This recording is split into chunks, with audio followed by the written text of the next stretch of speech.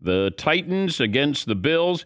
Well, it was interesting for a little while. It was 7-7, and then the Bills scored the next 34 points.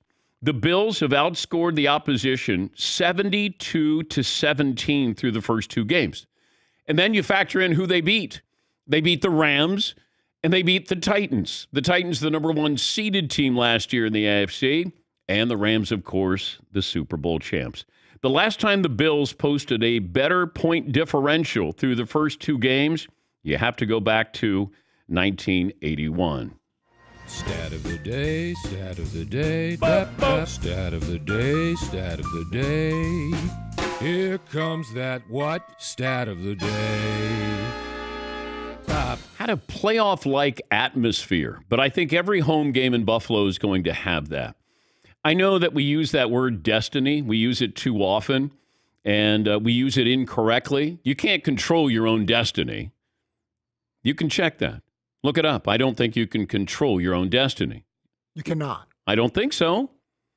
If it's destined, it's going to happen whether you like to have some control that you think of it or not. Well, Google it. Can you control your own destiny? Yes, Paul. What if we were destined to have a bad show today, but we found out we were destined? Can't we get it together? But who would tell us that we're destined to have a bad show? Maybe that's the thing. You can't find out your destiny. Yeah. You just have to experience it. Yes. Todd, do you have the official definition of can you control your own destiny? Believing that you control your own destiny means you have recognized your internal focus of control. It means you take responsibility for your thoughts and actions and their outcomes. By thinking this way, you can become unstoppable. You can learn how to control your destiny. You can learn how to. But I don't think you could actually control it. Yes, Eden. So I was just looking up destiny as well, right? And then, but a definition of fate came up. Yeah. And this explanation of fate is interesting. It says, is fate real? If everything is already mapped out, what would inspire change and why? Yes, fate is real, but it's not predestined by anybody else other than us. What people generally call destiny is nothing but what they essentially end up creating unconsciously. Ooh. New T-shirt? That's got a little wordy. a little wordy there. So essentially, we're not destined to have a bad show today unless we unconsciously make ourselves have a bad show. Okay. But we can control having a good show. Sometimes. We can consciously control that. Yes, Todd. It's kind of like psychosomatic illnesses. Like you would normally be healthy, but you start thinking that there's something wrong with you, and all of a sudden you get an upset stomach or you start getting aches and pains because you've just convinced yourself that there's something wrong. And you would know that I better than certainly anybody. would. I am Mr. Psychosomatic. You are psycho. I have a little bit of... And a little somatic thrown in there as well. You know, we talk about quarterback development, and I was pretty rough on Josh Allen when he first got into the NFL because it looked like he was still trying to learn. You know, when a fawn is born in or a giraffe, and they're trying to find their legs, and, you know, they're just not quite sure. But they have the talent, they have the athleticism. It's just going to take a little while. That's the feeling I had with Josh Allen. He was learning the job. You know, you watched him in Wyoming. He showed you, you know, brief glimpses of, wow, that guy, he can throw it as well as anybody. He's athletic. He's big. But it also came down to, can you learn that position? Athleticism will take you only so far in that position. You have to learn it. And if you learn it, you can survive without having great athleticism. Tom Brady's lasted. Ben Roethlisberger lasted.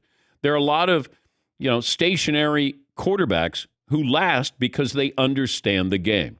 And Josh Allen last night gave you a glimpse of, wow, that's scary, of just sort of surveying the situation, going against a defensive-minded head coach in Mike Vrabel, and they had no answers whatsoever. Here is Josh Allen on, let's see, what changed in the second quarter with this team. What changed midway through the second quarter for you guys? Just trying to be smart with the football. We had some guys make some unbelievable plays. Stephon Diggs got rolling. We protected extremely well. We trusted our game plan. Our defense came up big for us. They made some stops, had some turnovers for us, gave some good field position. We played good complementary football tonight. What's scary is when you know a quarterback is going to go to a wide receiver and you still can't do anything about it. But that's what's helped these quarterbacks. If you look at development, when you have a wide receiver, he can help out that young quarterback. And you have that now with Stephon Diggs. He helped boost Allen from 20 touchdown passes in 2019 to 37 in 2020. And now even Jalen Hurts last night. He's got A.J. Brown. So you have that go-to guy. And here's Ryan Tannehill, who lost A.J. Brown. And they needed to have balance because if they're just going to rely on their running game, they're not going to be a formidable team. And you saw that last night. Derrick Henry, wonderful. But you do need to have that change-up. And if it's just we're going to run and continue to run, you're not going to be a formidable team. But I do like what I saw with Jalen Hurts. Here's the thing. Standalone games, that's where everybody, the consensus, has an opinion on somebody. So you got to see this last night, and you're watching the entire game. Now, you might be flipping back and forth with the mothership, but you're able to see Josh Allen on display. And now that's 2 games you've seen nationally. You saw him against the Rams, and now you've seen Josh Allen play a full football game. Because that's the true test of watching a quarterback. Not just highlights. We've watched highlights before, and you go, God, that guy was killing it. And then you see some of the other plays that he makes, and then you go, well, maybe not. Maybe he forced some balls. Maybe he had a fumble. Maybe he got sacked. But I love what I saw from Jalen Hurts, but I was in the minority. I loved him last year. It felt like that he was maybe a quarterback that was going to be there, and there was going to be a quarterback in waiting eventually for this team. But this team is ready to win. They're the best team in that division, in my opinion, and thought that way last year as well. But now he's got a balanced team. That's as balanced as you'll find in the NFL. And that's not hyperbole. Offensive line, defensive line, that's a balanced team. Might not be the best team, but they're an extremely balanced team. Josh Allen had a standalone game, and I think that that's important, but Jalen Hurts had that too. So now people have an opinion of Jalen Hurts. Hey, MVP candidate? Question mark. Well, did anybody see what he did against Detroit week 1? Now, granted, it was Detroit, and you'd go, well, okay. Still put up unbelievable numbers in week 1. I don't think anybody saw the game unless you're a Philly or a Lions fan. But when you have a standalone game, that's where you have an opinion that borders on hyperbole. Josh Allen, it's not hyperbole. And I do think Jalen Hurts is a good quarterback. Maybe he's going to be a very good quarterback. Maybe he's going to be great. But you got to have a good roster. You have to have a good wide receiver. Used to be you had to have a good running back and a good offensive line, and then you have that stout defense. That's how you win championships. That's not the way it goes. If I'm building, give me an offensive line. Because if I have an offensive line, they can open up holes for a running back who might not be great. They can protect me.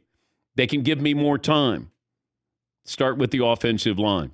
And it feels like it's a wide receivers game now. I know that we look at it and go, it's a quarterback game. It is. But when you look at edge rusher and wide receiver, that's it. And Stephon Diggs, it felt like could say to the secondary, hey, I'm going to be going down 13 yards and I'm going to turn in. I'll see you there. And he could have done that. What's the stat you have on Stephon Diggs? I got a hot stat for you on Josh Allen, Dan, that you were going to love. You were always concerned about Josh Allen running too much. Yes. Josh Allen had 1 carry in last night's game for 10 yards. That was on the first or second drive. He got a first down. Okay. He did not run the ball again. Over the past 5 years, he's had the second most running attempts of any quarterback in the league. Josh Allen, guess how many games? He's had 62 career starts.